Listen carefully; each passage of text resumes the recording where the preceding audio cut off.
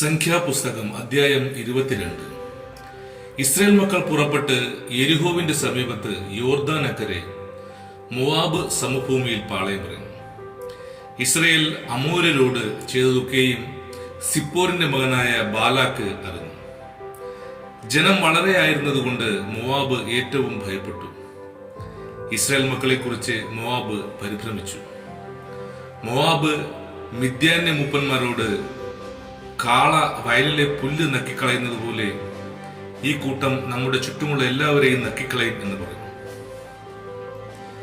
അക്കാലത്ത് മോവാബ് രാജാവ് സിപ്പോരിന്റെ മകനായ ബാലാക്ക് ആയിരുന്നു. അവൻ ബെയോരിന്റെ മകനായ ബിലയാമിനെ വിളിപ്പാൻ അവന്റെ സ്വജാതിക്കാരുടെ ദേശത്ത് നദീതീരത്തുള്ള പെഥോരിലേക്ക് ദൂതന്മാരെ അയച്ചു. ഒരു ജനം മിസ്രൈമിൽ നിന്ന് പുറപ്പെട്ടു വന്ന് ഭൂതലത്ത് മൂടിയിരിക്കുന്നു. അവർ എനിക്കെതിരെ പാർക്കുന്നു. നീ വന്ന് എനിക്ക് വേണ്ടി ഈ ജനത്തെ ശപിക്കണമേ. അവർ എന്നെക്കാൾ ഏറ്റവും ബലവാന്മാർ ആയിരിക്കൊണ്ട്, പക്ഷേ അവരെ തോൽപ്പിച്ച് ദേശത്തു നിന്ന് ഓടിച്ചു കളവാൻ എനിക്ക് കഴിവുണ്ടാകുമായിരിക്കും. നീ അനുഗ്രഹിക്കുന്നവൻ അനുഗ്രഹിക്കപ്പെട്ടവൻ, നീ ശപിക്കുന്നവൻ ശപിക്കപ്പെട്ടവൻ എന്ന് ഞാൻ അറിയുന്നു എന്ന് പറയിച്ചു. മോവാബ്യ മൂപ്പന്മാരും മിദ്യാന്യ മൂപ്പന്മാരും കൂടി കയ്യിൽ പ്രശ്നദക്ഷിണയുമായി ബിലയാമിന്റെ അടുക്കൽ ചെന്നു ബാലാക്കിന്റെ വാക്കുകളെ അവനോട് പറഞ്ഞു. അവൻ അവരോട്, ഇന്ന് രാത്രി ഇവിടെ പാർപ്പിൻ. യഹോവ എന്നോട് അരുളി ചെയ്യുന്നതുപോലെ ഞാൻ നിങ്ങളോട് ഉത്തരം പറയാം എന്ന് പറഞ്ഞു. മോവാബ് പ്രഭുക്കന്മാർ ബിലയാമിനോടുകൂടെ പാർത്തു. ദൈവം ബിലയാമിന്റെ അടുക്കൽ വന്ന്, നിന്നോടുകൂടെയുള്ള ഈ മനുഷ്യർ ആരെന്ന് ചോദിച്ചു. ബിലയാം ദൈവത്തോട്, ഒരു ജനം മിസ്രൈമിൽ നിന്ന് പുറപ്പെട്ടു വന്ന് ഭൂതലത്തെ മൂടിയിരിക്കുന്നു. നീ വന്ന് എനിക്ക് വേണ്ടി അവരെ ശപിക്കണം. പക്ഷെ അവരോട് യുദ്ധം ചെയ്ത് അവരെ ഓടിച്ചു കളവാൻ എനിക്ക് കഴിയും എന്നിങ്ങനെ മോവാബ് രാജാവായി സിപ്പോരിന്റെ മകനായ ബാലാക്ക് എന്റെ അടുക്കൽ പറഞ്ഞയച്ചിരിക്കുന്നു എന്ന് പറഞ്ഞു. ദൈവം ബിലയാമിനോട്, നീ അവരോടുകൂടെ പോകരുത്, ആ ജനത്തെ ശപിക്കുകയും അരുത്, അവർ അനുഗ്രഹിക്കപ്പെട്ടവർ ആകുന്നു എന്ന് കൽപ്പിച്ചു. ബിലയാം രാവിലെ എഴുന്നേറ്റ് ബാലാക്കിന്റെ പ്രഭുക്കന്മാരോട്, നിങ്ങളുടെ ദേശത്തേക്ക് പോകുവിൻ, നിങ്ങളോടുകൂടെ പോരുവാൻ യഹോവ എനിക്ക് അനുവാദം തരുന്നില്ല എന്ന് പറഞ്ഞു. മോവാബ് പ്രഭുക്കന്മാർ പുറപ്പെട്ട് ബാലാക്കിന്റെ അടുക്കൽ ചെന്നു. ബിലയാമിന് ഞങ്ങളോടുകൂടി വരുവാൻ മനസ്സില്ല എന്ന് പറഞ്ഞു. ബാലാക്ക് വീണ്ടും അവരെക്കാൾ മാന്യരായ അധികം പ്രഭുക്കന്മാരെ അയച്ചു. അവർ ബിലയാമിന്റെ അടുക്കൽ വന്ന് അവനോട്, എന്റെ അടുക്കൽ വരുന്നതിന് മുടക്കമൊന്നും പറയരുതേ, ഞാൻ നിന്നെ ഏറ്റവും ബഹുമാനിക്കും. നീ എന്നോട് പറയുന്നതൊക്കെയും ഞാൻ ചെയ്യാം.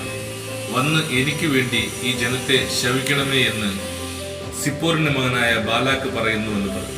ബിലയാം ബാലാക്കിന്റെ ഭൃത്യന്മാരോട്, ബാലാക്ക് തന്റെ ഗ്രഹം നിറച്ച് വെള്ളിയും പൊന്നും എനിക്ക് തന്നാലും എന്റെ ദൈവമായ യഹോവയുടെ കൽപ്പന ലംഘിച്ച് ഏറെയോ കുറെയോ ചെയ്യുവാൻ എനിക്ക് കഴിയുന്നത്. ആകയാൽ യഹോവ ഇനിയും എന്നോട് എന്ത് അരുളി ചെയ്യുമെന്ന് ഞാൻ അറിയട്ടെ. നിങ്ങളും ഈ രാത്രി ഇവിടെ പാർപ്പിൻ എന്ന് ഉത്തരം പറഞ്ഞു. രാത്രിയിൽ ദൈവം ബിലയാമിന്റെ അടുക്കൽ വന്നു, ഇവർ നിന്നെ വിളിപ്പാൻ വന്നിരിക്കുന്നുവെങ്കിൽ പുറപ്പെട്ട് അവരോടുകൂടി പോവുക. എന്നാൽ ഞാൻ നിന്നോട് കൽപ്പിക്കുന്ന കാര്യം മാത്രമേ ചെയ്യാവൂ എന്ന് കൽപ്പിച്ചു. ബിലയാം രാവിലെ എഴുന്നേറ്റ് കഴുതയ്ക്ക് കോപ്പിട്ട് മോവാബി പ്രഭുക്കന്മാരോടുകൂടെ പോന്നു. അവർ പോകുന്നത് കൊണ്ട് ദൈവത്തിന്റെ കോപം ജ്വലിച്ചു. യഹോവയുടെ ദൂതൻ വഴിയിൽ അവന് പ്രതിയോഗിയായി നിന്നു. അവനോ കഴുതപ്പുറത്ത് കയറി യാത്ര ചെയ്യുകയായിരുന്നു. അവന് 2 ബാല്യക്കാരും കൂടെ ഉണ്ടായിരുന്നു. യഹോവയുടെ ദൂതൻ വാൾ ഊരിപ്പിടിച്ചുകൊണ്ട് വഴിയിൽ നിൽക്കുന്നത് കഴുത കണ്ടു. കഴുത വഴിയിൽ നിന്ന് മാറി വയലിലേക്ക് പോയി. കഴുതയെ വഴിയിലേക്ക് തിരിക്കേണ്ടതിന് ബിലയാം അതിനെ അടിച്ചു. പിന്നെ യഹോവയുടെ ദൂതൻ ഇരുപുറവും മധുരുള്ള മുന്തിരിത്തോട്ടങ്ങളുടെ ഇടുക്കു വഴിയിൽ നിന്നു. കഴുത യഹോവയുടെ ദൂതനെ കണ്ടപ്പോൾ മതിലരികെ ഒതുങ്ങി. ബിലയാമിന്റെ കാൽ മതിലോട് ചേർത്ത് ഞെക്കി. അവൻ അതിനെ വീണ്ടും അടിച്ചു. പിന്നെ യഹോവയുടെ ദൂതൻ മുമ്പോട്ട് ചെന്ന് ഇടത്തോട്ടും വലത്തോട്ടും മാറുവാൻ വഴിയില്ലാത്ത ഒരു ഇടുക്കിടയിൽ നിന്നു. യഹോവയുടെ ദൂതനെ കണ്ടപ്പോൾ കഴുത ബിലയാമിന്റെ കീഴെ കിടന്നു കളഞ്ഞു. ബിലയാമിന്റെ കോപം ജ്വലിച്ചു. അവൻ കഴുതയെ വടികൊണ്ട് അടിച്ചു. അപ്പോൾ യഹോവ കഴുതയുടെ വായു തുറന്നു. അത് ബിലയാമിനോട്, നീ എന്നെ ഈ 3 പ്രാവശ്യം അടിപ്പാൻ ഞാൻ നിന്നോട് എന്ത് ചെയ്തു എന്ന് ചോദിച്ചു. ബിലയാം കഴുതയോട്, നീ എന്നെ കളിയാക്കിയത് കൊണ്ടത്രേ എന്റെ കയ്യിൽ ഒരു വാൾ ഉണ്ടായിരുന്നെങ്കിൽ ഞാൻ ഇപ്പോൾ തന്നെ നിന്നെ കൊന്നുകളയുമായിരുന്നു എന്ന് പറഞ്ഞു. കഴുത ബിലെയാമിനോട്, ഞാൻ നിന്റെ കഴുതയല്ലയോ? ഇക്കാലമൊക്കെയും എന്റെ പുറത്തല്ലയോ നീ കയറി നടന്നത്? ഞാൻ എപ്പോഴെങ്കിലും ഇങ്ങനെ നിന്നോട് കാണിച്ചിട്ടുണ്ടോ എന്ന് ചോദിച്ചു. ഇല്ല എന്ന് അവൻ പറഞ്ഞു. അപ്പോൾ യഹോവ ബിലെയാമിന്റെ കണ്ണ് തുറന്നു. യഹോവയുടെ ദൂതൻ വാളൂരി പിടിച്ചുകൊണ്ട് നിൽക്കുന്നത് അവൻ കണ്ടു.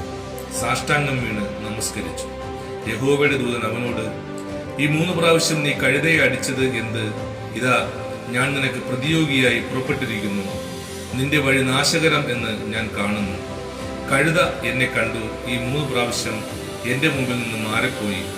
അത് മാറിപ്പോയിരുന്നില്ലെങ്കിൽ ഞാൻ ഇപ്പോൾ തന്നെ നിന്നെ കൊന്നുകളയുകയും അതിനെ ജീവനോട് രക്ഷിക്കുകയും ചെയ്യുമായിരുന്നു എന്ന് പറഞ്ഞു.